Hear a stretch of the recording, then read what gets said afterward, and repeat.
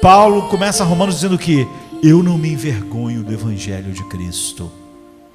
Eu estou pronto para pregar o evangelho em Roma e em Jerusalém. Ou seja, Paulo, ele diz, eu não estou pronto para pregar o evangelho num ambiente para pessoas assim, igual nesta noite aqui, ou falar lá na segurança da minha timeline, no meu Facebook. Eu não me envergonho do evangelho em qualquer lugar. Eu não sou ousado porque eu estou longe de Roma, onde é o centro do poder oculto ao imperador. Não, eu estou pronto a pregar o evangelho em Roma. Mas eu também estou pronto a pregar em Jerusalém. Eu não me envergonho do evangelho. Você vê que ele vai falar em muitos lugares esse elemento de vergonha. Você vai ver ele falar com Timóteo assim: Timóteo, não se envergonhe do evangelho de Cristo.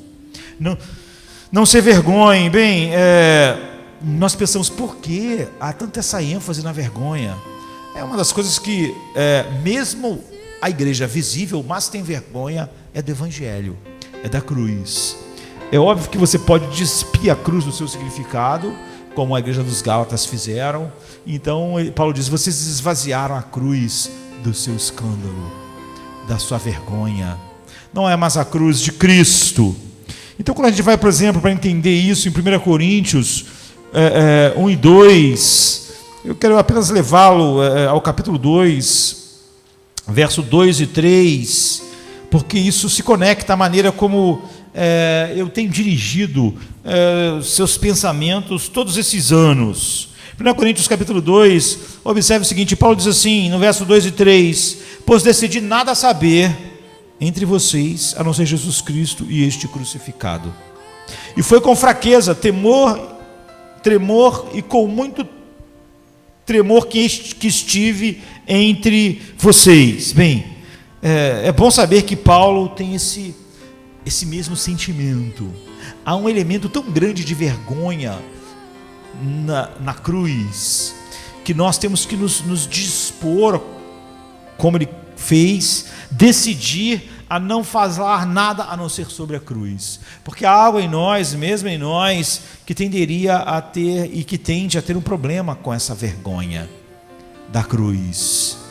E ele diz, francamente, ir até vocês e pregar apenas o evangelho, pregar apenas a cruz de Jesus Cristo, produz em mim fraqueza, temor e muito tremor. Mas ele diz, eu decidi fazer isso. A palavra eu determinei em grego, que ele usa aqui, é crino, que significa o quê? Resolver.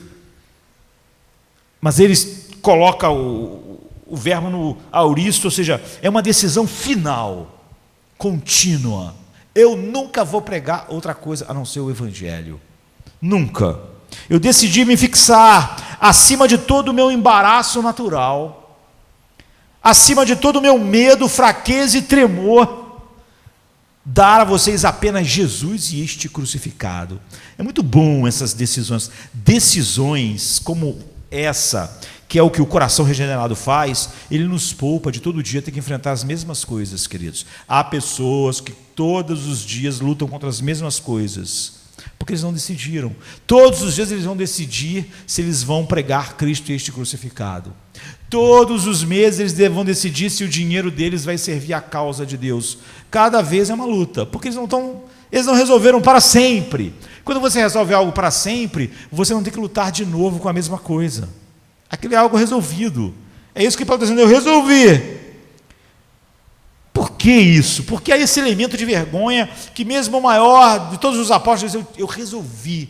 Eu resolvi de uma vez por todas nunca pregar nada a não ser Cristo e este crucificado. Martin Lloyd Jones, ele diz o seguinte, se você nunca foi tentado a ter vergonha do evangelho, a razão não é que você é um cristão tão excepcional, mas que sua compreensão do evangelho nunca foi clara. Ele diz, se você nunca sentiu a tentação de não pregar Cristo este crucificado, se você nunca sentiu o embaraço, e ele usa a expressão, você nunca foi tentado a ter vergonha do evangelho, a razão não é porque você é um grande cristão, excepcional, que está acima de... Não, é porque você nunca entendeu a mensagem. Você pensou que ela pode ser relevante para algum homem. Você pensou que ela pode ser aceitável. Você não entende a mensagem. Se você entendesse ela, você ia entender como você ou se resolve fazer isso, ou você não faz. Ou você dilui, ou você prega humanismo secular, mas não a cruz. Então qualquer um que tem um entendimento claro do Evangelho entende porque é difícil proclamá-lo e porque é fácil se envergonhar dele. É por isso que Paulo começa a maior carta jamais escrita, dizendo: eu não me envergonho do Evangelho de Jesus Cristo. Se você acha que é verdade nesse mundo, ou seja, nessa cultura, que se eu como pastor não decidir isso é óbvio me dá paz, porque eu prego hoje o que pregava há 20 anos.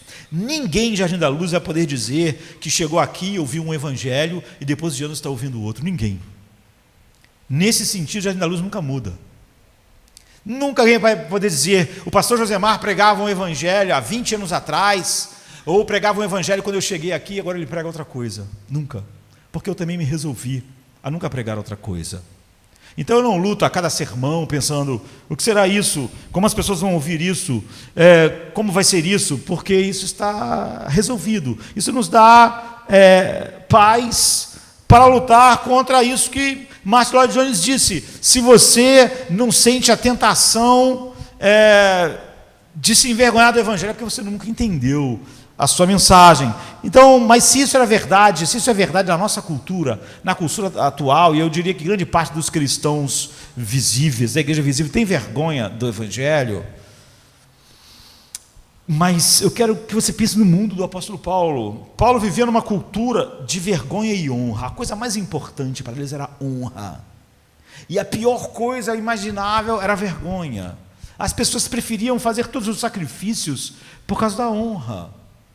As pessoas tinham a honra de ir para as batalhas. As pessoas tinham a honra de morrer em batalhas. As pessoas, nada era mais desonroso do que virar as costas e fugir. Você vai ver as histórias incríveis dos 300 espartanos que sozinhos enfrentaram uma multidão.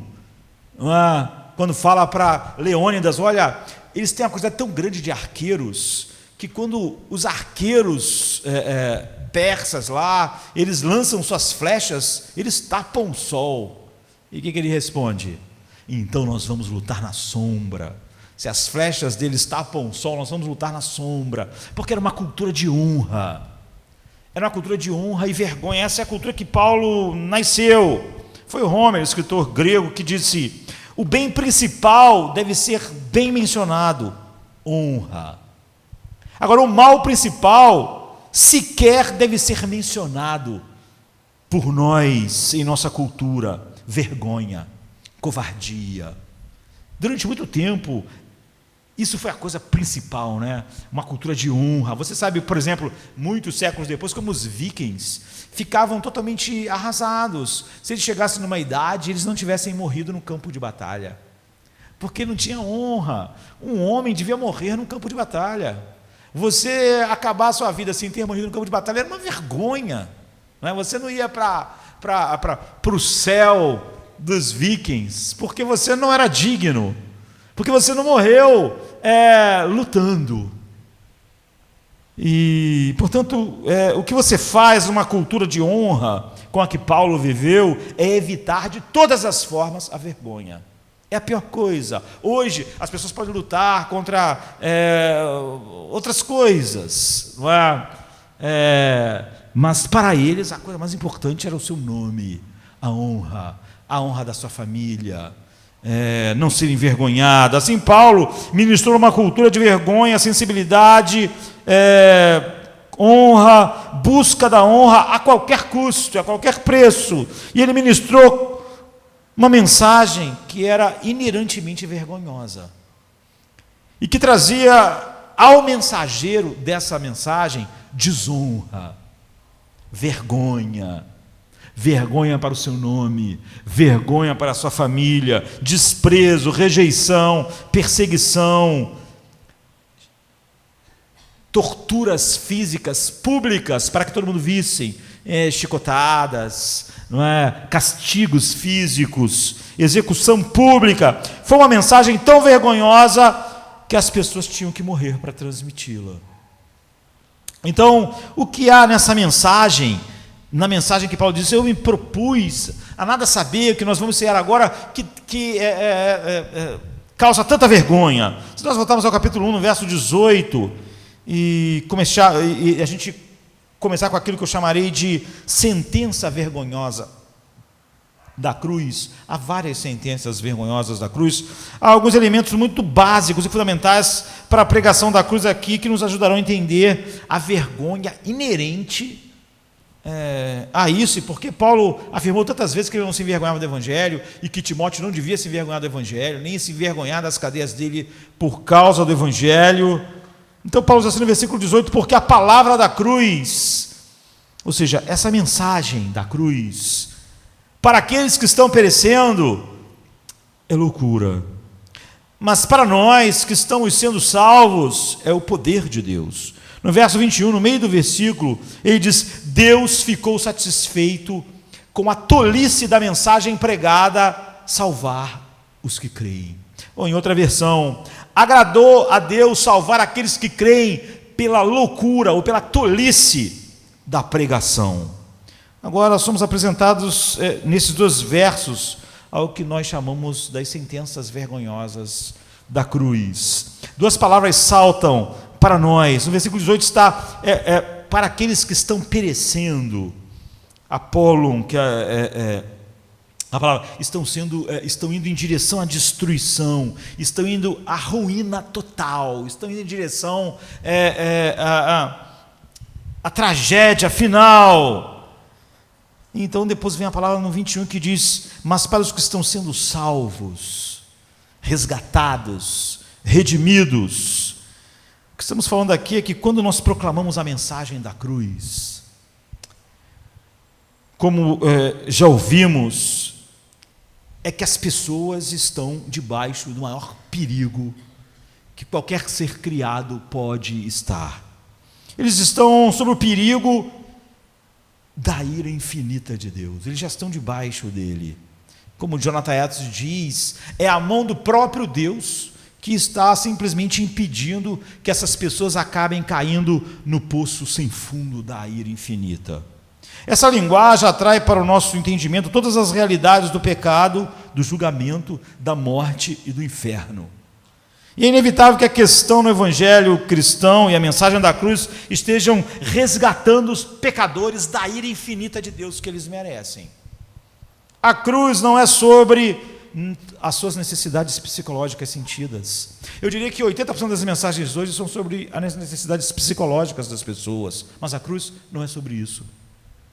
É óbvio que você não vai sentir vergonha das mensagens sobre as necessidades psicológicas sentidas, porque esse não é o Evangelho. O Evangelho, a cruz é que tem contém isso que Lloyd Jones disse: se você não sentiu a tentação da vergonha da cruz, é porque você não entendeu o Evangelho.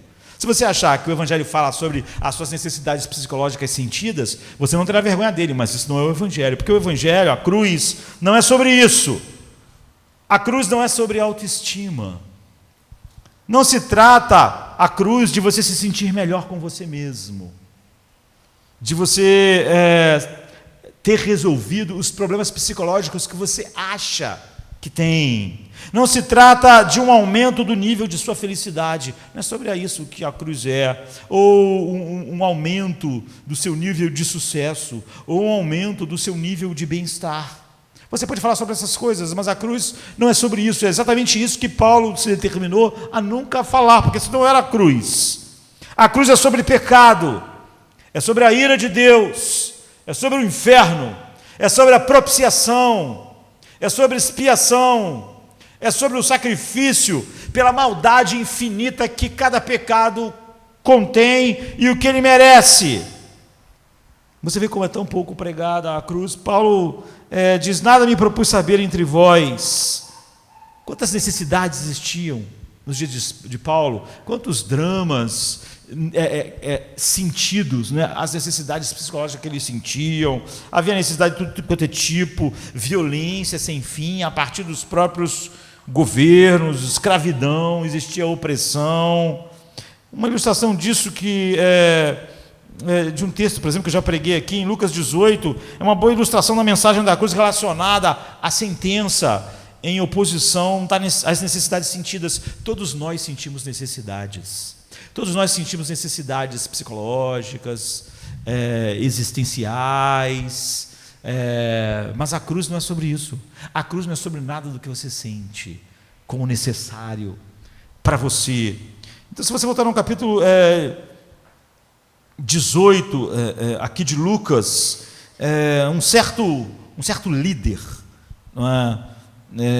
Isso está em Mateus também, Marcos e Lucas, nos relatos paralelos em Mateus 10 e em Marcos 10 e Mateus 19. Mas se você pegar esses três relatos sobre o mesmo fato e você coloca eles juntos, esse era um líder muito jovem, o que não era muito comum naqueles dias. Mas ele não era só um líder jovem, ele era um líder extremamente rico.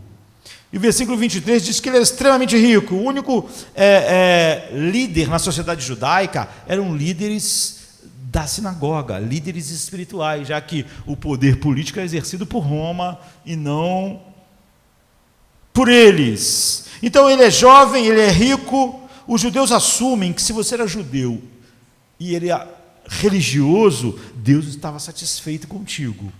Mas eles assumiam que se você era rico, não é, você era muito estimado por Deus, e você então era estimado pelos seus pares. Então ele foi um líder religioso da sinagoga, ele era uma afirmação da vida espiritual, que era o paradigma daquela cultura. E a conclusão é que ele também era muito rico. Portanto, sendo tão rico, ele era visto como alguém abençoado, porque aquela cultura como a nossa, eles tinham a mesma teologia dos amigos de Jó. Se você tem dinheiro, você é abençoado. Se você tem menos dinheiro, você é menos abençoado. Sabe, quando a Bíblia diz assim, pela fé, uns andaram maltrapilhos no mundo, e andaram nas cavernas, nas sepulturas, eram homens que foram considerados como Paulo, lixo do mundo. Normalmente as pessoas não veem pessoas abençoadas assim. Quando vê alguém que é o lixo do mundo, as pessoas costumam dizer, essa pessoa não é abençoado. E quando vê uma pessoa com mais dinheiro, elas pensam, essa pessoa é abençoada. É a teologia dos amigos de Jó, é a teologia dos fariseus, é a teologia que, por exemplo, diria que Jesus Cristo não era abençoado.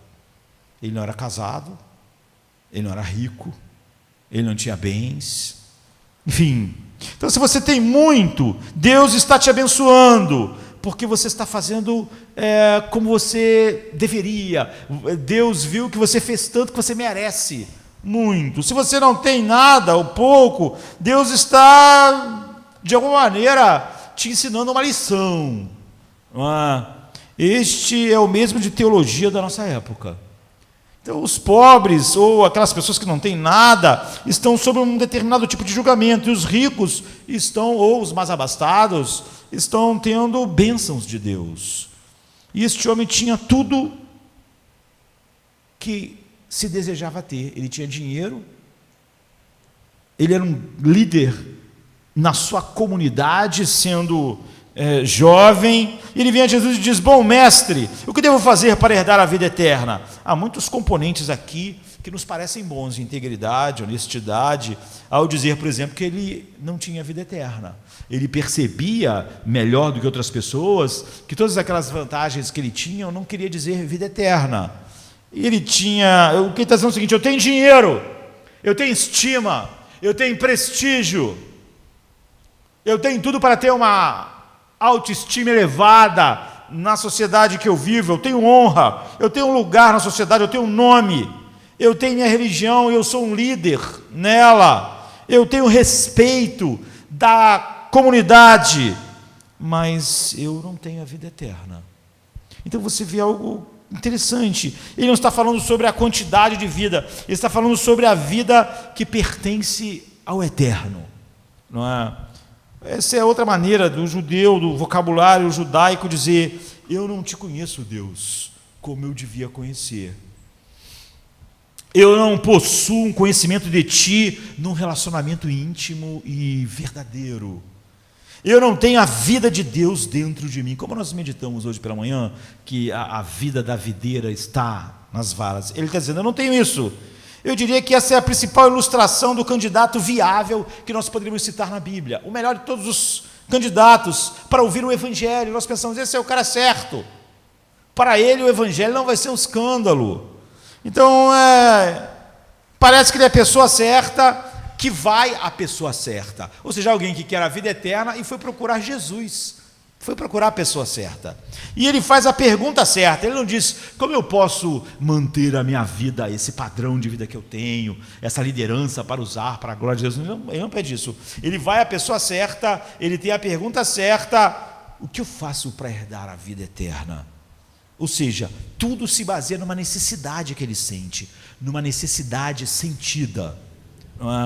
E se você juntar os evangelhos que falam sobre isso, a Bíblia vai mostrar para você que ele correu até Jesus, ou seja, ele estava ansioso para chegar a Jesus, e que ele se ajoelha, o que significa que ele foi extremamente respeitoso diante daquele que ele achava ser um grande mestre, e ele chamou de bom mestre. Em nenhum lugar de toda a literatura judaica antiga você vai ver algum rabino ser chamado de bom. Professor sim, mestre sim, mas bom mestre não, porque eles tinham essa coisa de que somente Deus era bom. Jesus chama até a atenção para isso ali, já que ele não estava falando que Jesus era bom porque achava que Jesus era Deus. Então ele vem, eu diria avidamente, ele vem até onde nós podemos enxergar, sinceramente, respeitosamente, para a pessoa certa, faz a pergunta certa e até reconhece que Jesus, de alguma maneira, tinha uma conexão com Deus que ele não tinha, que Jesus tinha uma relação com Deus que ele não tinha, de tal maneira que Jesus podia ser quem o ensinasse a ter essa comunhão, essa relação, essa vida que ele não tinha. Uau, você diria, esse é o segredo do candidato perfeito à conversão. E quando Jesus levantou a questão do seu pecado, ele negou que tivesse algum. Quando Jesus levantou a questão da obediência, da submissão a Deus, ele falou sobre a sua obediência a Deus. Mas Jesus falou sobre algo muito maior do que isso. Jesus disse, eu devo ser muito mais importante que o seu dinheiro. Eu devo ser muito mais importante do que o seu dinheiro para te dar segurança. Eu devo ser muito mais importante do que o seu dinheiro para te dar paz, para te dar a sua identidade. Tua única fonte de descanso, paz e alegria terá que ser eu. Se alguém se alegra, Agostinho diz, em algo junto com Deus, se alegra muito pouco, se não se alegra naquilo só por causa de ti. E ele não estava interessado. E você sabe o fim da história. Ele se afastou porque ele era muito rico, queria o seu dinheiro e ele queria administrar a sua vida.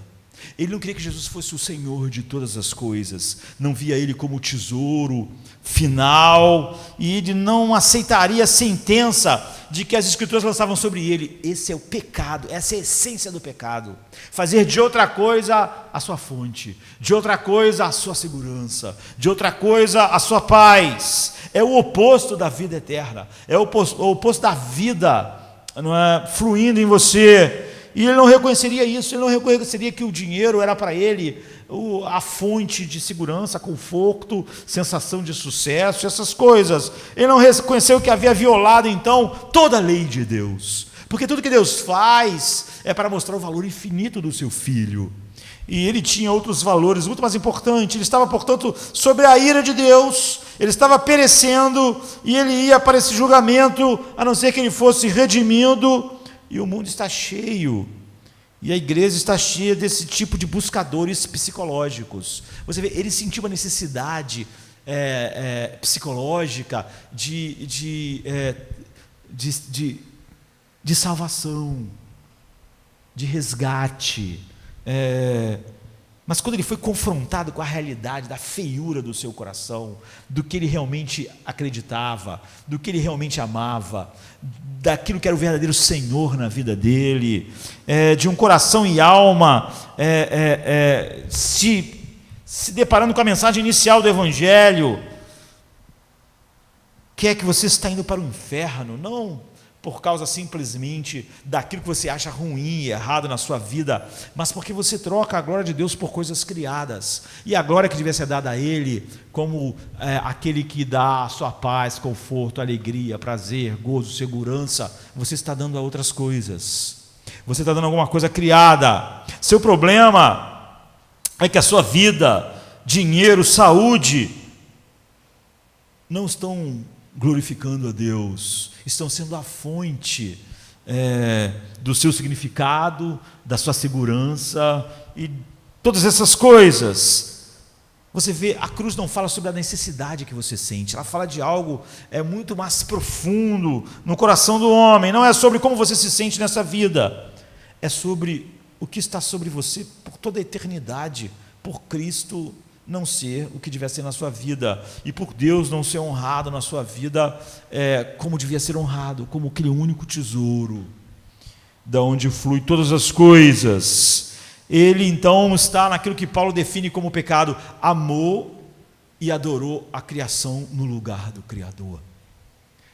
Teve paz na criação no lugar do Criador. Teve conforto na criação em vez do lugar do Criador. Enfim, de fato, eu vou colocar de maneira simples. O Evangelho, queridos, Cristo, este crucificado, ele ignora as superficialidades da vida.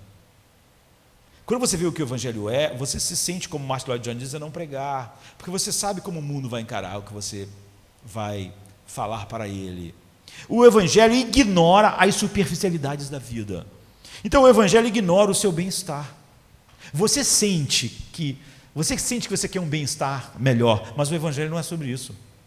Não é sobre as necessidades sentidas pelo pecador, por qualquer pecador. O Evangelho ignora como você se sente sobre o seu trabalho. Meu trabalho não me satisfaz. O Evangelho ignora isso. Ele não é sobre isso. O Evangelho ignora o que você sente ou como você sente sobre o seu casamento. Você pode sentir: eu sinto que meu casamento não me faz muito feliz. Ou você pode sentir: o meu casamento me faz a pessoa mais feliz do mundo. O Evangelho ignora isso. Isso não tem nenhuma importância. Você está na mesma situação. A cruz vai dizer para você a mesma coisa. Não importa o que você está sentindo, ou as suas necessidades de ter um casamento melhor, ou achar que o seu casamento já é maravilhoso e ainda podia ser melhor. O Evangelho ignora isso. O Evangelho ignora se você sente, como você se sente sobre a sua posição na vida. Se a posição que você ocupa na sociedade te dá uma autoestima elevada ou baixa, o Evangelho ignora isso. O Evangelho ignora as suas experiências sociais, ignora as suas realizações. O Evangelho ignora tudo isso completamente e vai direto no cerne da questão. Você está perecendo debaixo da ira de Deus. Você é escravo, está perecendo. Você é um senhor de escravos, está perecendo. Você se sente bem com o seu casamento, está perecendo. Você não se sente bem com o seu casamento e está muito infeliz, você está perecendo. Você tem dinheiro, está perecendo. Não tem dinheiro, está perecendo também. Você sente que devia ser mais valorizado no trabalho, e você está perecendo. Você sente que é muito valorizado no trabalho, está perecendo. O Evangelho ignora as coisas superficiais da vida. Então, é algo vergonhoso, porque diz: tudo isso é superficial diante da cruz. Tudo isso é superficial diante do que a cruz veio fazer. Então é uma frase vergonhosa, é uma frase muito vergonhosa. O Evangelho ignora como você se sente, e nós achamos que tudo devia ser sobre como as pessoas se sentem. E nós quase sempre não pregamos Cristo crucificado, porque nós ficamos com medo do que as pessoas vão se sentir. E como as pessoas se sentem sobre o casamento delas, e como as pessoas se sentem sobre o seu trabalho, e como elas se sentem sobre a valorização que estão dando a ela ou não estão dando a ela.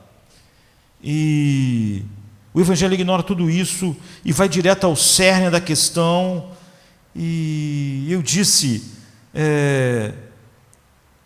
quando preguei sobre o que Jesus disse na sua cidade natal, em Lucas 4, ele pregou na sinagoga da sua cidade.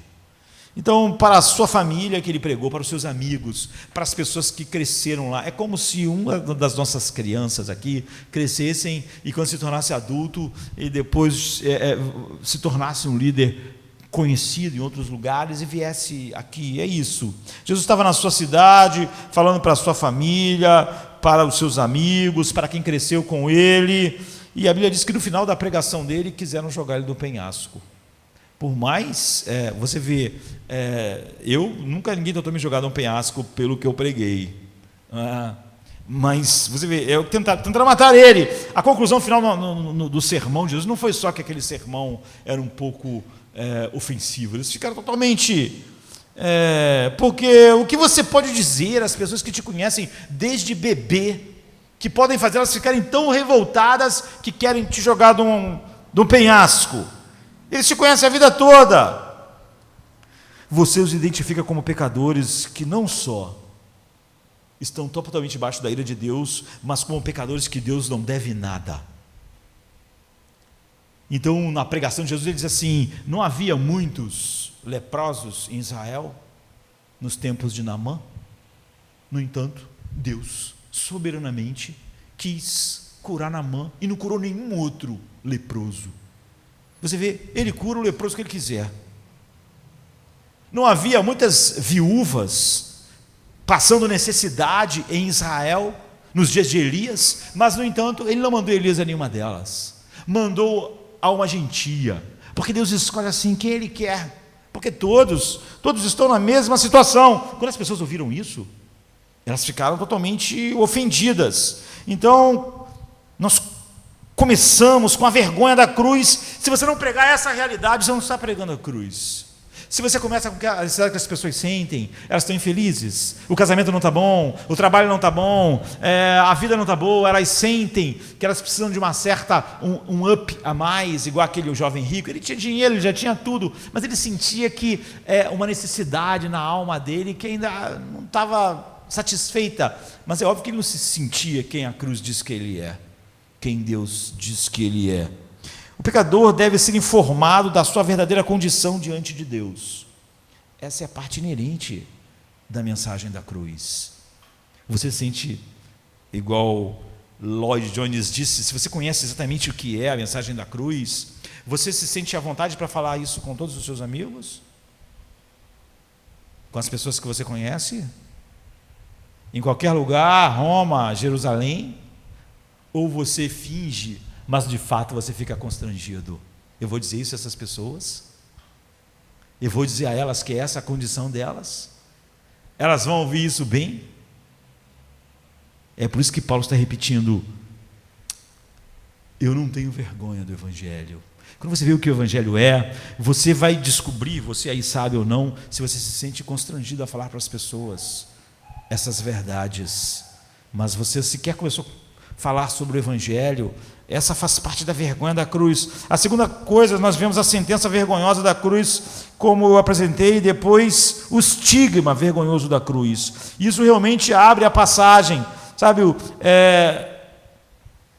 A primeira coisa realmente é básica, porque é sobre o que a cruz vem tratar, e ela não está interessada em como você se sente sobre as coisas, suas necessidades psicológicas, suas necessidades sentimentais, suas necessidades de autoestima e em como você se sente sobre o seu trabalho. Ela não está interessada sobre isso. Isso realmente meio que abre a magnificência desse texto. Então a gente volta ao texto, ao versículo 18, e diz: porque a palavra da cruz para os que estão perecendo é uma loucura, é uma ofensa. A palavra memória que ele usa aqui é a palavra que para nós, a melhor tradução é idiota. É isso. É uma mensagem idiota, é uma mensagem de tolice, é uma mensagem que o homem nunca sentiu necessidade dela. Qualquer mensagem que vai de encontro a uma necessidade que um pecador sente, não é a mensagem da cruz. Se você desce ao versículo 23, diz assim: pois de fato os judeus pedem sinais, os gregos buscam sabedoria, mas pregamos Cristo crucificado para os judeus, que é uma pedra de tropeço, e para os gentios, que é uma tolice. Aqui ele explica por que essa mensagem é tão ridícula. E porque há uma tentação em você, e você sabe como é a sua vida e como é o contato teu com todas as pessoas, quer próximas a você, como Jesus na sua cidade. Você vê, Jesus pregou a mesma coisa lá na cidade dele. Ele não era ousado entre estranhos. Ele pregou em todos os lugares, ele pregou na cidade dele. Pregou. Paulo diz: eu vou pregar, eu estou pronto a pregar em Roma. E estou pronto a pregar em Jerusalém. E eu não me envergonho do Evangelho. Eu me determinei a pregar Cristo crucificado em Corinto. Então os judeus tinham uma expectativa messiânica. A expectativa messiânica deles era de que o Messias viesse e haveria sinais e maravilhas. Sinais e maravilhas sobrenaturais. Você pode dizer assim: bem, pastor, mas não houve. Não houve sinais e maravilhas e cura e alimentação e pessoas não foram ressuscitadas. Não havia sinais e maravilhas suficientes? Não havia. Não é porque os judeus eles estavam procurando, os sinais que eles estavam procurando é aquilo que Isaías falou, aquilo que Amós falou, aquilo que Joel falou. Eles estavam procurando coisas dramáticas, maravilhas no céu, maravilhas que a multidão visse como algo que deixasse todos atônitos. Sabe, eles estavam pensando naquilo que Isaías estava dizendo assim: se fendesses os céus e descesses, como quando o fogo queima os gravetos e faz ferver a água, desce Deus para fazer notório o seu nome entre as nações, então elas se prostrarão em temor diante de ti. Ele está pensando em maravilhas assim, maravilhas que, como o mar vermelho abrindo, faz as nações ficarem atemorizadas, abalassem o coração do Império Romano. E era o que eles esperavam do Messias, do ungido. Por outro lado, os gregos ou os gentios procuravam a sabedoria, conhecimento transcendente. Eles tinham um monte, igual a gente tem hoje, 50 teorias psicológicas, não sei quantas filosofias sociológicas. Os gregos eles tinham um monte de filosofia, de correntes diferentes, não é? Como nós temos hoje. E o que Jesus faz? Ele vem, e os que pregam o Evangelho depois dele apresentam uma mensagem escandalosa. A palavra que Paulo usa é escândalon, em grego. Ou seja, tudo que eu prego é o Messias crucificado, o Messias preso na cruz. Em vez de o Messias produzir maravilhas no céu, como os judeus imaginavam, em vez do Messias fazer isso, ele acaba numa cruz morto. É bizarro, é ultrajante naquela cultura de honra. É ofensivo para a mente judaica, é ofensivo demais, é insuportável. É por isso que era visto como uma blasfêmia. Era visto como algo que devia ser odiado. E os gregos eles esperavam que, se o eterno Criador do universo aparecesse, ele certamente nunca seria crucificado pelos homens, porque isso é totalmente idiota, é uma tolice.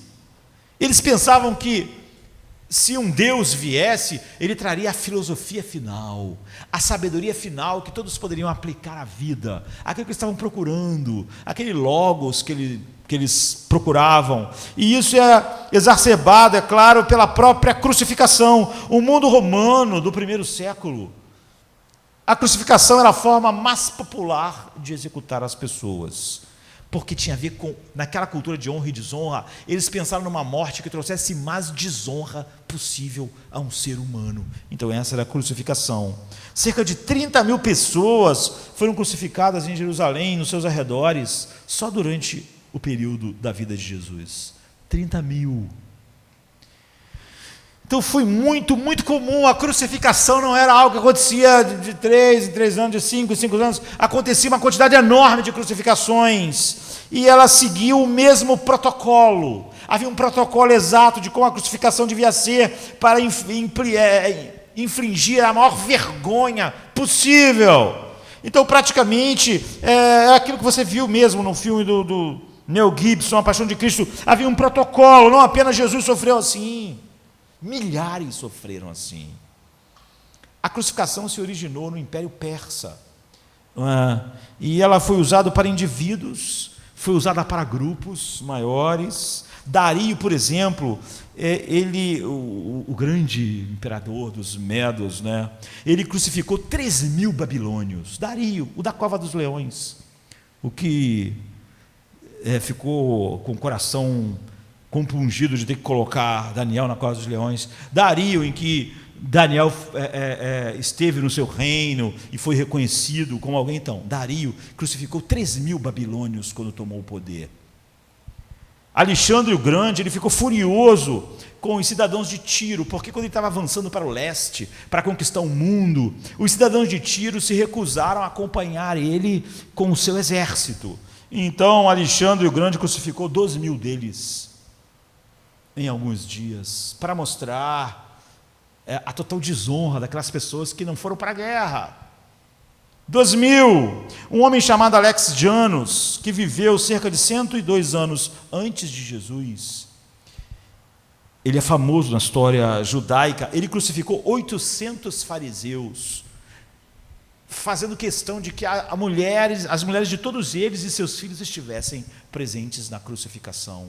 Então, para os fariseus e para os judeus, era o horror final, a crucificação. Os judeus desprezavam tanto a crucificação que eles nunca crucificaram nenhuma pessoa viva. Eles, hereges, blasfemos, idólatras, apóstatas, eles penduraram no madeiro, porque a lei dizia: maldito todo aquele que for pendurado no madeiro. Mas eles sempre faziam isso depois que a pessoa estivesse morta. Era só para mostrar a maldição, a vergonha final. Mas para eles era inimaginável fazer isso com um ser humano vivo. Félix, governador, que tem aquela conversa com Paulo, ele crucificou uma quantidade enorme de pessoas. Tito Vespasiano, anos 70 depois de Cristo, quando está ali o cristianismo começando, o general romano que conquistou Jerusalém, crucificou uma quantidade enorme de judeus. De fato, a certa altura, os historiadores dizem que nas cercanias de Jerusalém não tinha mais árvores, de tantas árvores que os romanos derrubaram para fazer cruzes, para crucificar as pessoas. Só por volta do ano de 337, quando Constantino se tornou cristão, ele aboliu a crucificação no Império Romano. Então, você sabe como alguém crucificado morre? Alguém crucificado morre asfixiado, morre sem condições de respirar, porque o homem crucificado ele só tem duas opções: manter o seu corpo erguido para os pulmões funcionarem, só que você tem que se apoiar para se manter na posição que você é capaz de respirar, se erguendo e se mantendo firme. Só que você, para fazer isso, tem que se apoiar nos pés e nas mãos que estão perfurados. É óbvio que essa ânsia imensa que o ser humano tem de viver é o que o crucificado fazia, mas é óbvio que ele não conseguia fazer isso todo o tempo. E chegava uma hora, então, que ele não tinha mais condições de manter o seu corpo na posição e ele acabava morrendo asfixiado. Por causa das feridas profundas, os seus pulmões oprimidos pela posição que ele era obrigado a ficar, acabavam colapsando. E a morte era a mais horrível que as pessoas podiam imaginar, nu. Então o cidadão romano não poderia ser crucificado. E como Jesus poderia ser Deus e morrer assim? Como Paulo podia dizer para aquela sociedade de honra que essa era o plano de salvação de Deus, por causa daquelas razões que nós vimos antes. Então, como Jesus poderia ser Deus e morrer? Nem os gregos, nem os judeus achariam que jamais Deus poderia morrer. Que dirá dessa maneira? Os romanos viam qualquer um crucificado como o mais desonrado ser humano. Como eu disse, um romano então não podia ser. A crucificação de alguém era tão suja, tão vil, uma obscenidade que não deveria ser discutida por eles em público. Cícero, o grande, disse que a própria palavra cruz deveria ser removida da boca dos romanos, não é? Mas não só da boca, ele diz, dos pensamentos, de tão vil que é. Não é digna de um romano, não é que nem é digno de um romano ir para a cruz. Isso não devia estar na mente deles, nem no ouvido deles, nem nos olhos deles, não devia.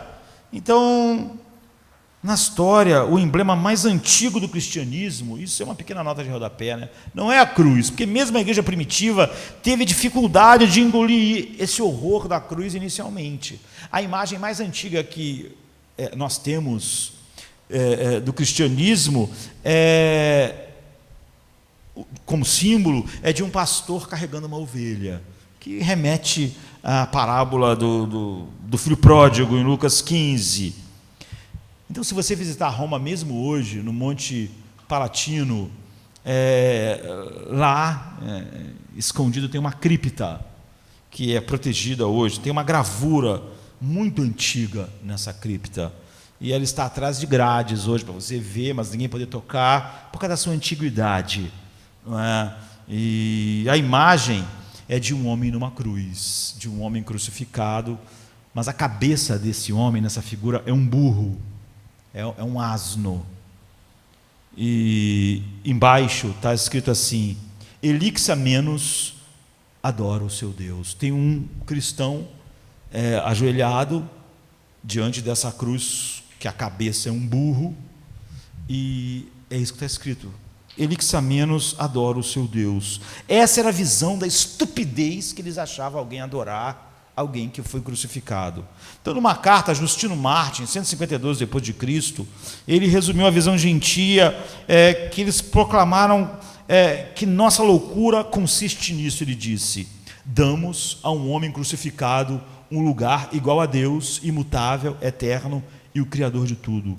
Isso é um absurdo absoluto para os gentios.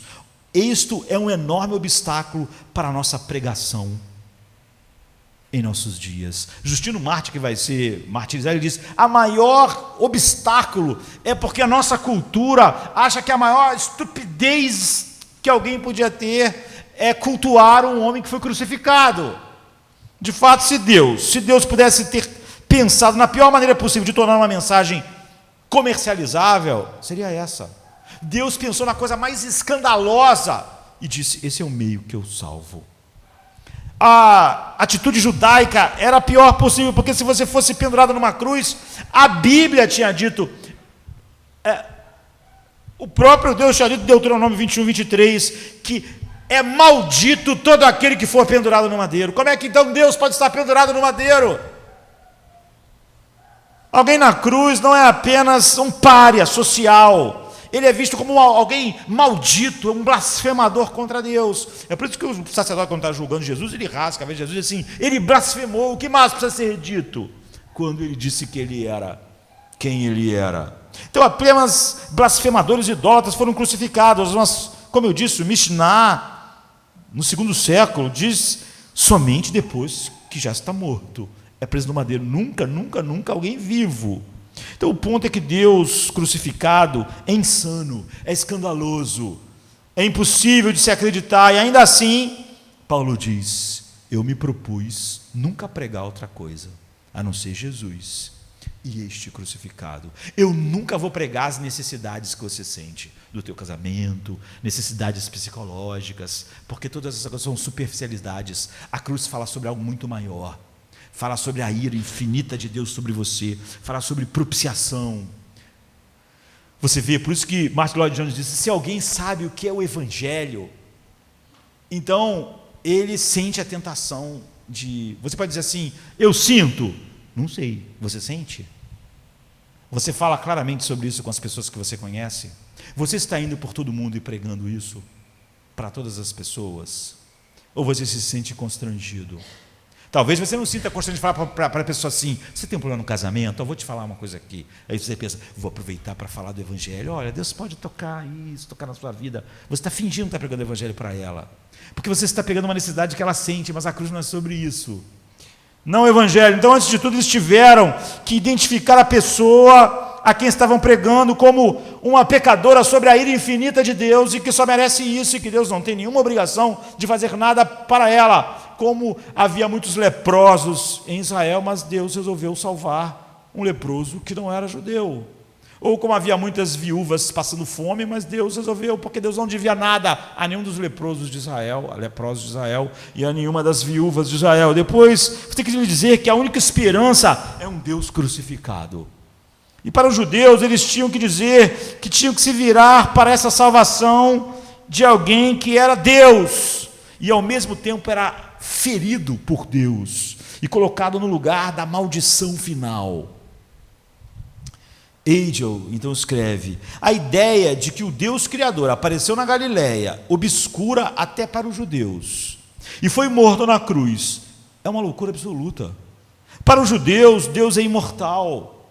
Para os gregos, os deuses eram imortais. É uma superstição perversa, extravagante, ao máximo, o que os cristãos pregam. Então, nenhuma mensagem fácil aqui, queridos. Nenhum compartilhamento amigável para você compartilhar num banquinho, conversando com alguém sobre as necessidades que ele sente, psicológicas, existenciais. Tudo o que a mensagem era colidia com tudo que a cultura era. É isso que nós vamos cear hoje, é sobre isso, é nisso que nós cremos. Terceiro, a vergonhosa simplicidade da cruz. Versículo 19, porque está escrito, aqui Paulo toma emprestado Isaías 29:14 e diz: pois está escrito, destruirei a sabedoria dos sábios e rejeitarei a inteligência dos inteligentes. Onde está o sábio? Onde está o erudito? Onde está o questionador desta era? Isso é sarcasmo, isso é zombaria. Onde está o sábio? Cadê a sabedoria que trouxe paz aos homens? Cadê a sabedoria que está salvando o mundo? Cadê a sabedoria que está fazendo os homens melhores? Cadê a redenção que a filosofia está trazendo? Vocês têm 50 teorias psicológicas, qual delas está dando paz a vocês? Qual delas? Onde está o inquiridor deste século? Onde estão os homens que vão trazer paz, vida, alegria, capacidade de enfrentar a morte? Onde está? Onde estão? Onde estão os redentores? Onde estão as teorias? Elas estão salvando os próprios teóricos, os próprios teóricos estão sendo salvos por elas. A sabedoria da nossa cultura, o humanismo secular, Deus debocha dela na cruz. O Evangelho não dá, absorva isso, absolutamente nenhuma concessão à sabedoria humana. O Evangelho diz: toda a sabedoria humana é inútil para a redenção do homem. Onde está o sábio? Onde está o inquiridor deste século? Nenhuma filosofia, nenhuma psicologia não entende nada e não vai resolver em nada o problema do ser humano. Você vê o que o Evangelho é? Você vê porque você pode ser tentado a não pregar o Evangelho, a ter vergonha? Porque de todas as coisas que o ser humano defende com orgulho, até as coisas mais obscenas, nada é ofensivo ao ser humano como o Evangelho. Não apenas ignora a sabedoria humana, o propósito não é só ignorar, mas destruir. E isso leva ao sarcasmo. Então, onde está o homem sábio? A Bíblia diz: onde está o sábio desta era? Cadê a paz que ele ia trazer? Onde está o sábio dessa era que ia fazer as crianças serem a próxima geração maravilhosa? Onde está os sábios que vão fazer a revolução educacional que fará os homens viverem em paz? Onde está? É deboche. De que serve o mais sábio de todos os seres humanos se eles estão na mesma miséria? De que serve o mais sábio dos homens com uma teoria psicológica se ele mesmo vive com medo, cheio de ansiedades, sem paz? De que serve? Onde estão os escribas, é o que Paulo diz? Onde estão os escritores? Todos os grandes escritores dos grandes livros, o que eles estão fazendo? Os grandes debatedores da história, coletivamente, individualmente, eles são inúteis. Não é que eles não melhoram, não é que eles não alcançam o patamar elevado, é que eles são inúteis. O homem está na mesma situação. E então aqui em Romanos 1:22, Paulo diz: dizendo-se sábios, tornaram-se loucos. Eles achavam que podiam fazer alguma coisa. Minha juventude, queridos, eu gastei grande parte estudando filosofia clássica, moderna, e eu achei tudo muito fascinante. Os homens levando o pensamento e a capacidade racional da nossa mente ao máximo. E, ao mesmo tempo, foi fascinante ver a futilidade absoluta da onde eles chegaram, tanto pessoalmente. Você pode ler Nietzsche todo, e você pode ver como a mente humana tem capacidades interessantes, mas tão fascinante quanto você vê o esforço que ele está fazendo é ver ao nada que ele chega.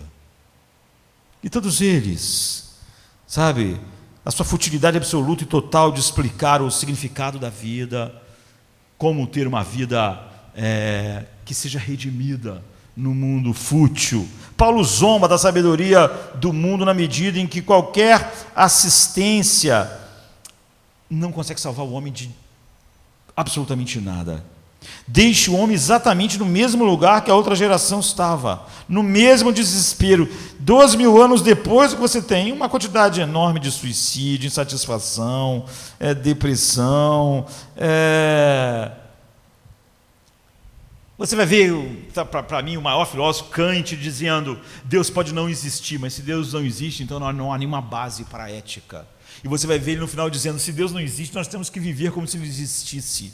É o desespero de um homem que diz: eu não tenho certeza, não sei se é possível ter um contato com Deus, mas a vida é apenas desespero. Essas são as maiores, as melhores mentes trabalhando ao máximo. E eu, como disse, achei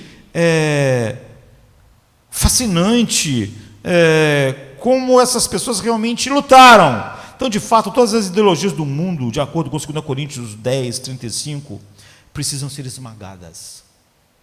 Vocês acham que às vezes quando eu estou pregando eu sou um pouco duro com as filosofias humanas? Elas devem ser esmagadas. Paulo diz assim: pois embora vivamos como homens, não lutamos segundo os padrões humanos. As armas com as quais lutamos não são humanas, pelo contrário, são poderosas em Deus para destruir as fortalezas. Que fortalezas? As pessoas começam a pensar em coisas místicas, né? As fortalezas que Satanás fez, sei lá. Ele começa a imaginar a vida dele, a casa dele dentro de muros. Mas Paulo só está falando sobre uma coisa: destruir as fortalezas. Aí ele explica: destruir argumentos e toda a pretensão da mente humana que se levanta contra o conhecimento de Deus, e levar cativo todo o pensamento para torná-lo obediente a Jesus Cristo. A ideologia do mundo são as fortalezas nas quais as pessoas são mantidas em cativeiro. É porque o homem acredita que, de alguma maneira, a sua alma vai encontrar um caminho de redenção, é que ele está nesse cativeiro, que se repete sem fim. Essa é a fortaleza. São os pensamentos humanos que se levantam contra Deus. A mensagem da cruz sempre é contra essas fortalezas. Isso você pode então perceber que você ouve muito pouco da mensagem da cruz nos nossos dias. Não porque não exista igrejas evangélicas ou evangélicos, mas porque há uma profunda vergonha do evangelho. Eis a necessidade de Paulo falar para Timóteo tantas vezes: Timóteo, não se envergonhe do evangelho. Ou ele mesmo dizer: eu não me envergonho do evangelho. Ou dizer: eu me decidi não pregar outra coisa. Paulo chama todos eles de coisas elevadas, pensamentos elevados contra a sabedoria de Deus. São as fortalezas que são derrubadas. Elas devem ser derrubadas se um homem tiver que ser salvo.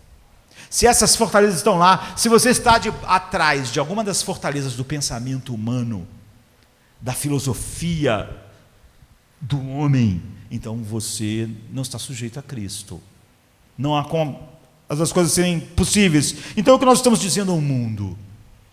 Primeiro de tudo, estamos pronunciando uma sentença vergonhosa para eles: vocês estão debaixo da ira de Deus.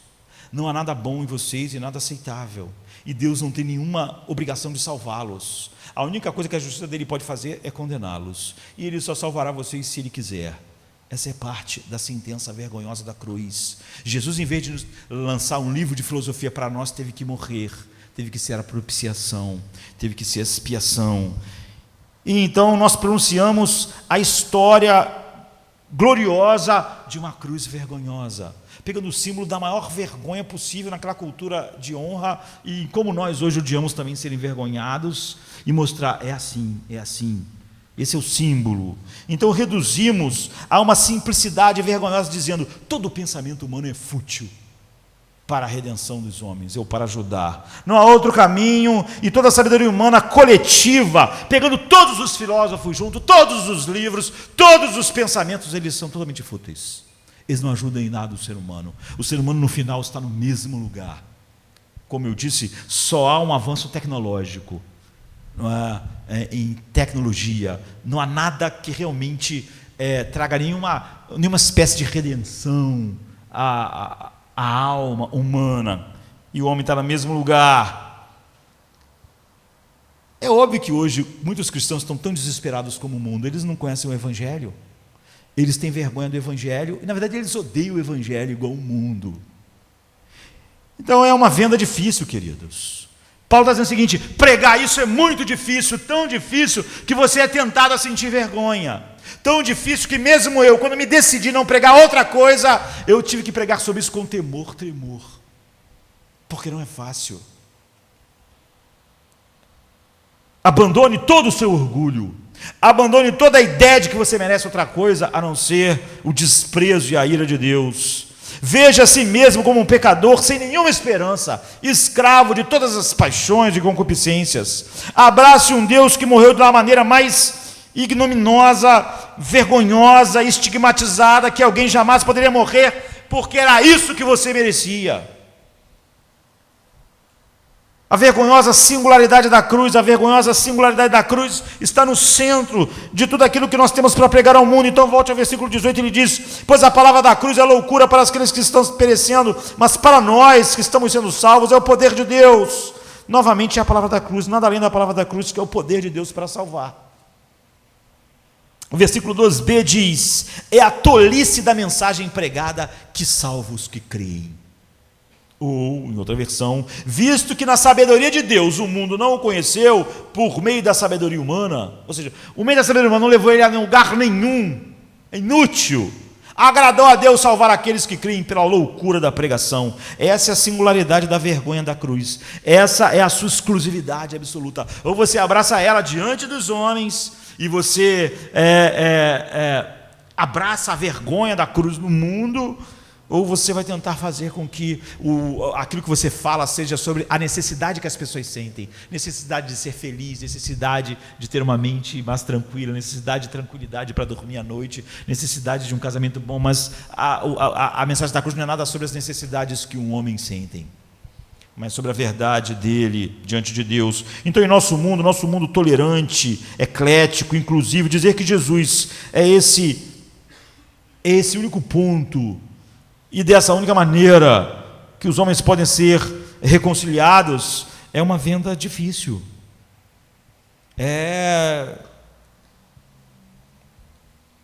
Tende a despertar no mensageiro uma vergonha, uma ideia de aliviar um pouco, esvaziar um pouco isso. Era até uma coisa ridícula nos ensinamentos rabínicos complexos da antiguidade. Nos casos, os rabinos tinham inventado todos os tipos de maneiras de interpretar o que significava conhecer Deus, ser resumido nessa exclusividade da cruz. E não há outro nome pelo que importa você ser salvo, não há outra maneira, só essa maneira. E você não tem nada a cooperar, você não merece isso e Deus não é obrigado a te dar. Eu sei que ouvimos muito hoje sobre a visão mais ampla da misericórdia, de que, bem, existem várias maneiras pelas quais está sendo adotada hoje, porque quando as pessoas falam que o amor vence, é uma tentativa de levar a salvação para longe desse escândalo da cruz. Então isso nega totalmente o Evangelho. Nós falamos que pessoas que pregam hoje sobre as necessidades sentidas e que elas pregam como isso pode ser sanado por Deus, a gente finge que elas estão pregando o Evangelho. Porque você vê, nós temos vergonha de dizer que aquilo não é o Evangelho, porque nós também não queremos que as pessoas nos vejam como pessoas insensíveis que digam: essas coisas que você acha muito importante, elas não têm importância na verdade. Não é sobre isso que Deus veio ao mundo falar, não é por isso que Ele nasceu aqui, você não pode chegar lá de uma outra maneira. Então essa é a singularidade vergonhosa do Evangelho. Isso nega a realidade mais óbvia do Novo Testamento, quando você diz que qualquer coisa que não é isso é o Evangelho, ou qualquer coisa possa ser somado a isso, e você ainda está pregando o Evangelho. Você não pode chegar lá de outra maneira, é só assim, e é através da tolice da mensagem pregada que aqueles que creem são salvos. O livro... Outro dia eu estava lendo um livro que ele estava negando totalmente, um livro cristão, todas essas realidades por trás da cruz, do Evangelho, e ele estava ele estava querendo ser relevante para a cultura. Você vê, essa é uma tentação. Como superamos isso? Como eles superaram isso? Eles estavam, os primeiros apóstolos, saindo para pregar essa mensagem impossível, para uma cultura que ia odiar. Eles não só ouviam a mensagem da cruz, eles saíam de manhã para comprar pão e via gente crucificada. E eles tinham que... Alguém estava pregando para eles, você tem que acreditar que alguém que morreu assim é o único caminho, é a salvação, e que você merece aquilo ali. Essa maldição final, a hostilidade era tão feroz, então que eles foram perseguidos. 1 Pedro 4,16 diz: mas se você sofre como cristão, não tenha vergonha.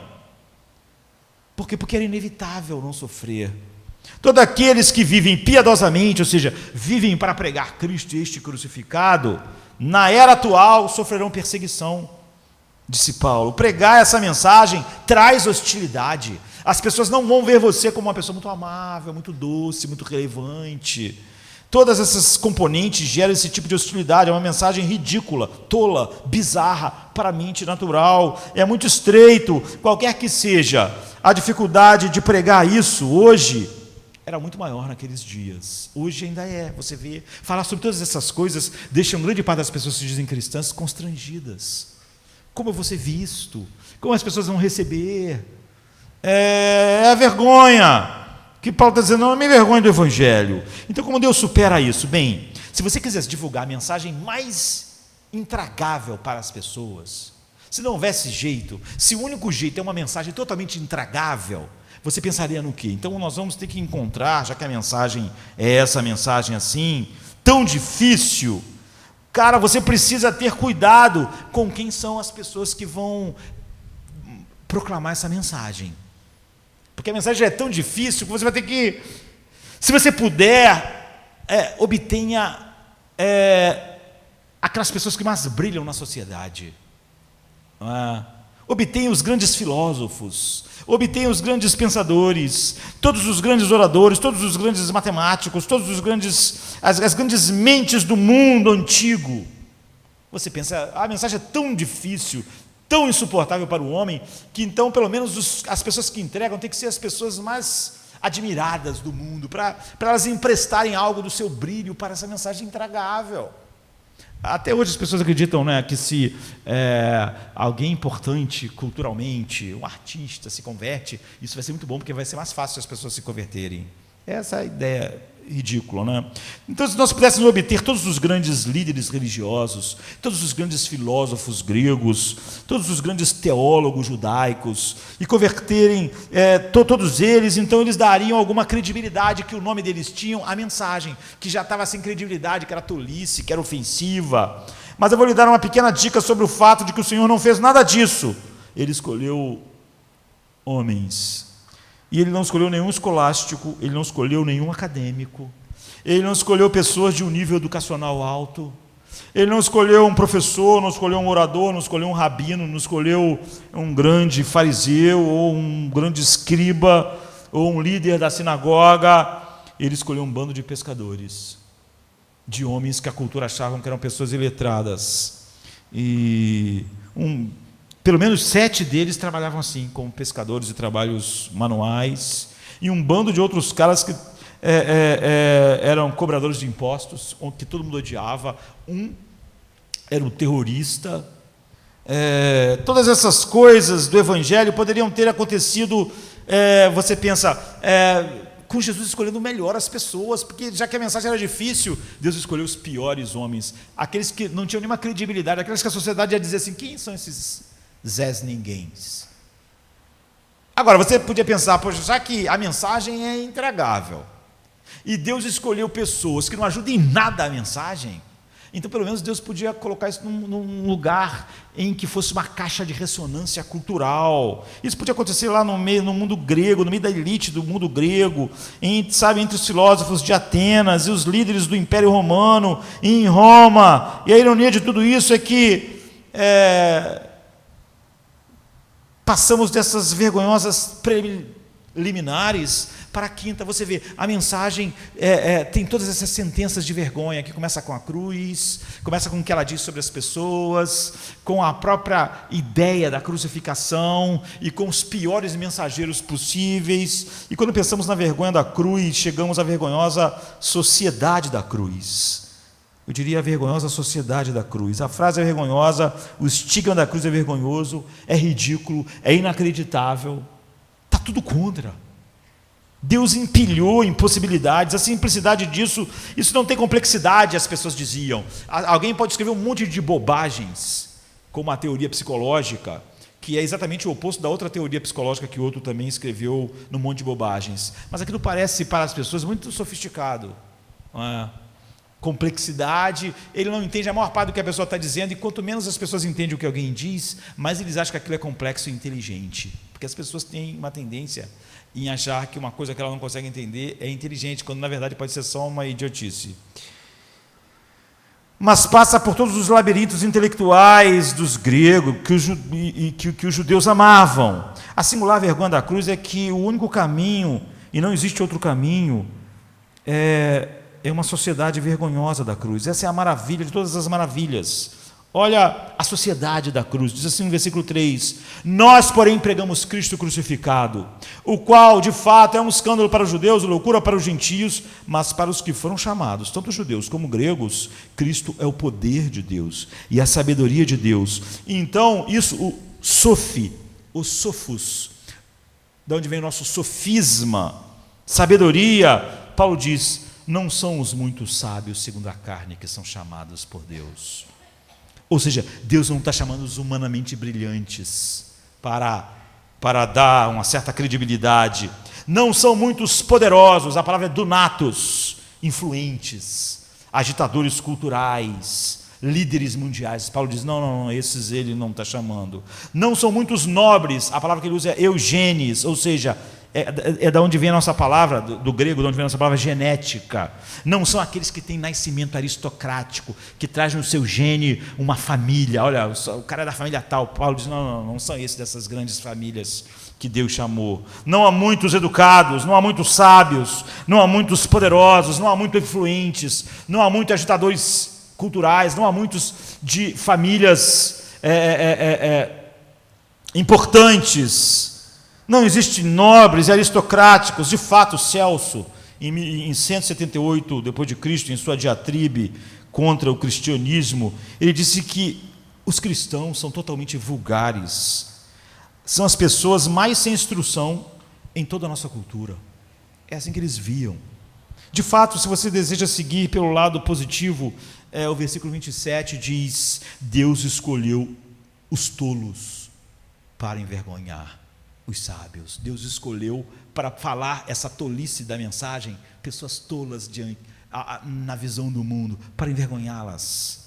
Mas Deus escolheu as coisas loucas do mundo, ou tolas, para envergonhar os sábios, e escolheu as coisas fracas do mundo para envergonhar as fortes. Deus escolheu os fracos, as tênis, que quer dizer sem força nenhuma, para envergonhar as coisas fortes. O versículo 28, e as coisas comuns, a genes. O alfa e o A, que vem antes de genes, né, é sem uma genética, sem uma boa genética, sem uma genealogia adequada, os de não nascimento nobre, é o que ele está dizendo, os desprezados, exultâneo, ou seja, aqueles que são considerados como nada. De fato, Paulo diz assim, nós agora somos considerados o lixo do mundo. E ainda assim, as coisas que Paulo vai mais baixo, as que nada são, isso é absolutamente aquilo que é totalmente ridículo na mente cultural. Você tem uma mensagem tão absurda e inacreditável. E isso é colocado na mão de um monte de João Ninguém. E você desdenha do sábio, desdenha do poderoso, do aristocrático, escolhe os tolos, os fracos, os mais baixos, na escala social, os desprezados, os que não são nada. Por quê? Por que deve ter tanta vergonha? Por que tanto nada na mensagem da cruz? Bem, isso é claro, Deus diz, para envergonhar os sábios, para envergonhar a mente humana, para envergonhar a sabedoria humana, para dizer: a sabedoria de vocês não faz nada por vocês. Quando você pega assim uma teoria humana da psicologia secular que começa sem Deus, sem pecado e sem um homem mau, e pega aqui, começando com Deus, com a queda e com o homem totalmente mau, é óbvio que as ideias que vão ser construídas sobre esses alicerces não podem se aproximar, são inícios opostos. Então, para deixar bem claro que esse evangelho não vem por meio da sabedoria humana, porque nenhum ser humano pensaria nessas coisas, acharia que nisso estaria a salvação. Isso é um escândalo para eles, isso é loucura. A mente humana não conceberia, ela se ofende. Mas com esse grupo, como esse grupo poderia ter um impacto no mundo, como 2000 anos depois pode ter feito isso, como pode ter vencido todo o poder do Império Romano. Se você passar para o 4º capítulo de 1 Coríntios, Paulo nos dá uma visão um pouco mais profunda. No versículo 9 ele diz: porque me parece que Deus nos colocou a nós mesmos, os apóstolos, em último lugar, como condenados à morte. Esse era os mais que Deus usou para dar a verdade final, não é? Os apóstolos. Ele diz: porque me parece que Deus nos colocou a nós, os apóstolos, em último lugar, como condenados à morte, temos-nos tornado um espetáculo para o mundo, tanto diante de anjos como de anjos. Nós somos loucos por causa de Cristo. É tudo que o mundo acha de nós, apóstolos. 1 Coríntios 4, 9 e 10. Somos como pessoas levadas a uma arena para serem comidas por leões. É isso que eles fazem com a nossa cultura, se diverte nos matando. Nós estamos lá para esporte. As pessoas se reúnem lá nos feriados para nos verem ser devorados por leões, porque eles acham que é para que nós servimos. Nós servimos de espetáculo para eles. Nós servimos para ser comida de leões. Nós não temos nenhuma outra utilidade para essa sociedade. Estamos lá para ser ridicularizados, estamos lá para ser mortos como entretenimento, para eles se divertirem, sabe, enquanto comem pipoca. Nós nos tornamos espetáculos para o mundo. Essa é a linguagem da arena. Nós somos tolos. Fica sarcástico lá, não é? Até esta hora, ele diz no versículo 11, estamos com fome e famintos. Ele diz assim: até agora estamos passando fome, sede e necessidade de roupas. Andamos maltrapilhos, estamos sendo tratados brutalmente. 1 Coríntios 4:11. Vá para o verso 13, bem, ele diz que estamos mal vestidos e sem teto. No 13 ele diz: nós nos tornamos a escória do mundo, o lixo de todas as coisas. Pode ir mais baixo. Até agora nos tornaram a escória da terra, o lixo do mundo. 1 Coríntios 4:13. Você cava um pouco nessas palavras, a escumalha, seria a melhor tradução. É aquilo que sobra no fundo da panela, depois que todo mundo já comeu, a comida deu uma azedada, aquilo que sobra ali, a escumalha. Paulo diz: nós somos isso do mundo. Somos a escumalha, a escória, o que resta na parte inferior. Quando você raspa aquela espuma de resíduos, o que está lá por baixo, então, é o que nós somos para a nossa cultura. Se você está procurando popularidade, relevância, Paulo diz: não é o lugar onde você vai obter, não pregando essa mensagem. Você vê porque era fácil se envergonhar. Nós somos a escória abaixo da escória, nós somos o resíduo. Vá para 2 Coríntios capítulo 4, e estamos falando de Paulo. Essa é a sua autoconfiança. Ele diz assim no versículo 7, 2 Coríntios 4, temos esse tesouro que é o Evangelho, que é a proclamação de Cristo crucificado, em vasos de barro. Que tesouro? É o Evangelho, o grande Evangelho, que é o tema do versículo anterior dele. Ele diz: pregamos a Cristo Jesus como Senhor, o crucificado, a luz que brilha nas trevas e que brilha em nossos corações, para dar a luz do conhecimento da glória de Deus na face de Cristo. Ele diz: esse tesouro, essa mensagem, o Evangelho, o que Cristo fez e não o que nós fizemos, são colocadas em vasos de barro. Você pode achar que entende isso claramente, mas talvez passe. Paulo está dizendo: nós somos panelas de barro. Agora, que função tinha essas panelas de barro? Basta dizer o que o apóstolo Paulo escreve em Timóteo, para Timóteo. Ele diz assim: numa casa há vasos para honra e vasos para desonra. Isso é muito fácil de interpretar. Havia vasos que eram usados como pratos, como baixelas de comida, vasos, vasilhas, recipientes para honra. E havia vasos para desonra, que estava onde botava o lixo da família, os dejetos. Paulo diz: você quer saber ser um vaso para honra e não um vaso para desonra? As panelas de barro eram exatamente essas panelas, esses vasos para desonra. Por quê? Porque eram feios os vasos de barro, porque eram substituíveis, porque eram frágeis, porque quebravam e você podia botar outro. Eles eram insignificantes. Paulo diz: essa é a verdade, nós somos a lata de lixo e há um tesouro imenso dentro de nós. Realmente, aos olhos do mundo, é incrível, é o que eles são. Agora, tudo isso leva ao ponto final. Essa vergonha, essa soberania da cruz. Volte ao capítulo 11, como isso vai funcionar para nós cearmos. Se formos fiéis à cruz vergonhosa, à sentença vergonhosa, ao estigma, à simplicidade, à singularidade, somos uma sociedade debaixo da vergonha da cruz, que esperança nós temos?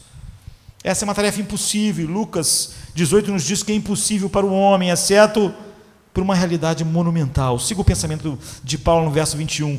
Deus estava satisfeito, apesar da impossibilidade da mensagem e da inexpressão dos pregadores. Deus teve prazer em salvar os que creem assim, em chamar assim. Mas quem ia crer então numa coisa dessa?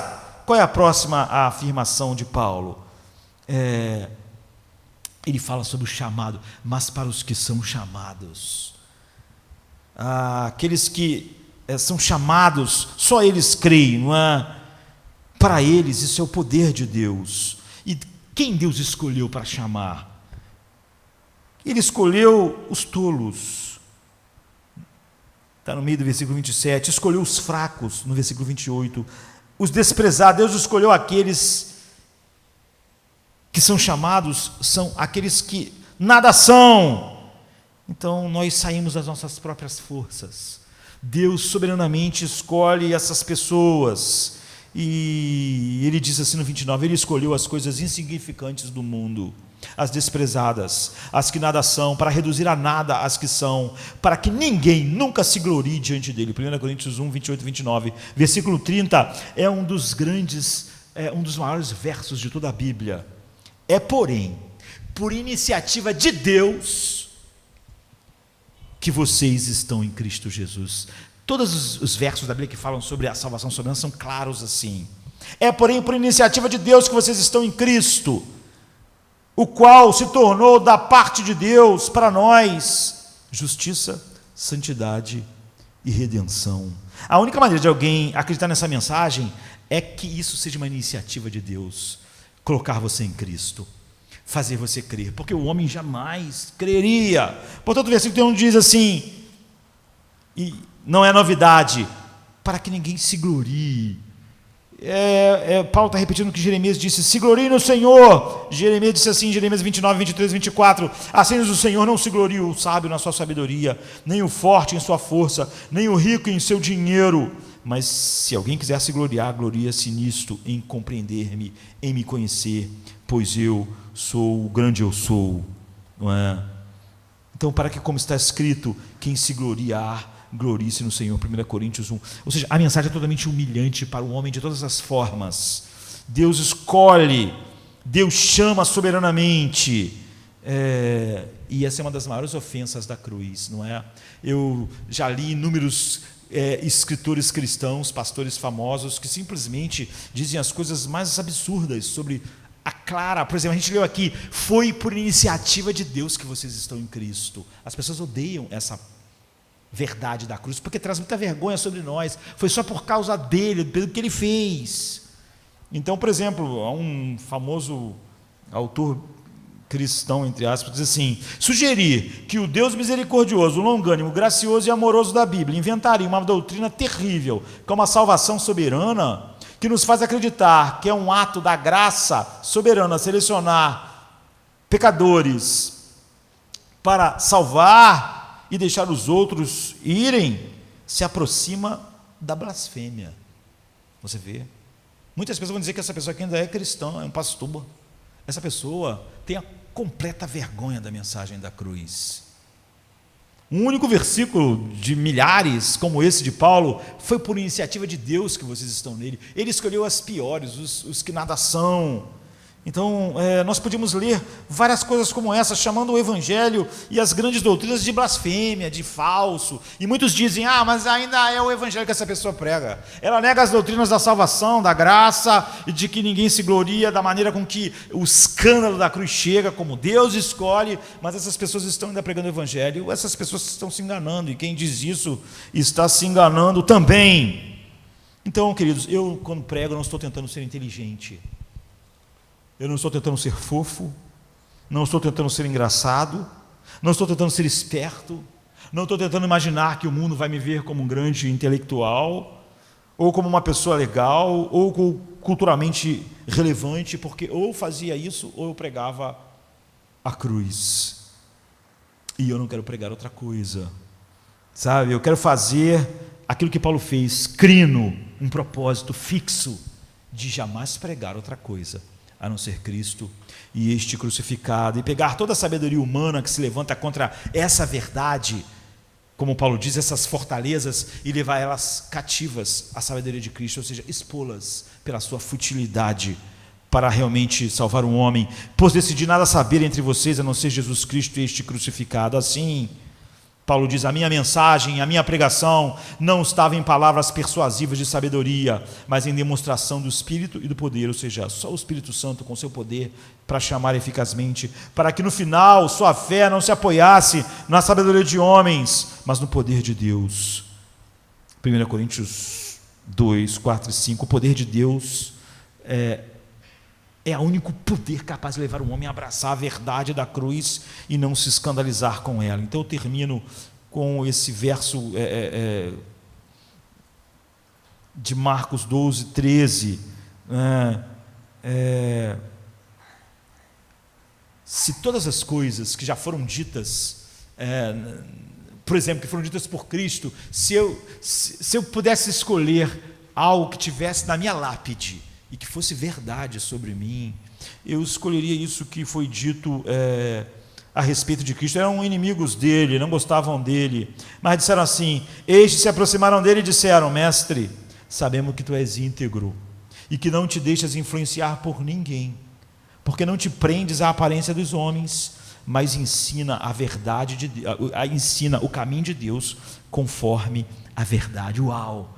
Isso é a única coisa que nós deveríamos desejar ser falado a respeito de nós. Eu sei que você vai falar para todas as pessoas a mesma coisa, a verdade. Você não vai pensar, como é que essa pessoa vai se sentir?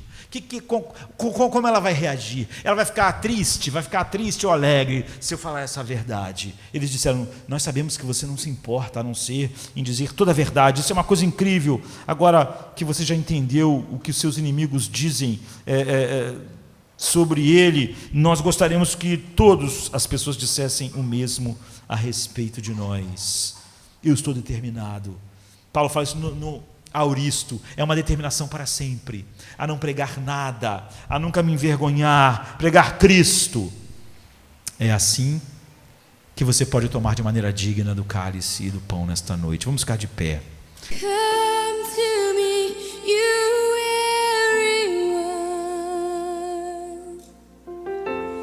and I will give you rest.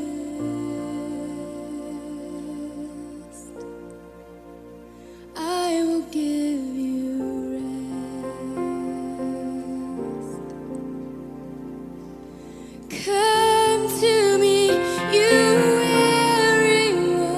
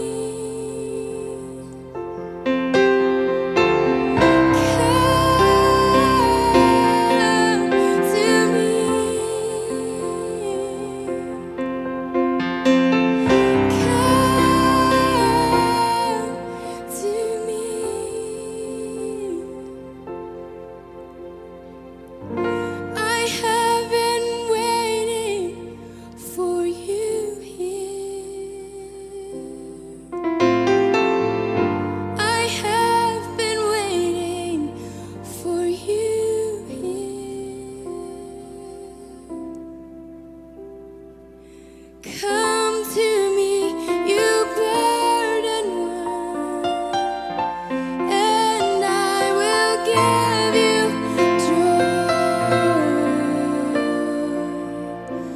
I will give you joy.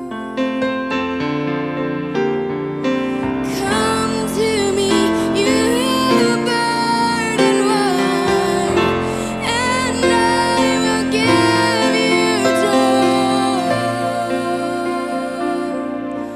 I will give you joy. You will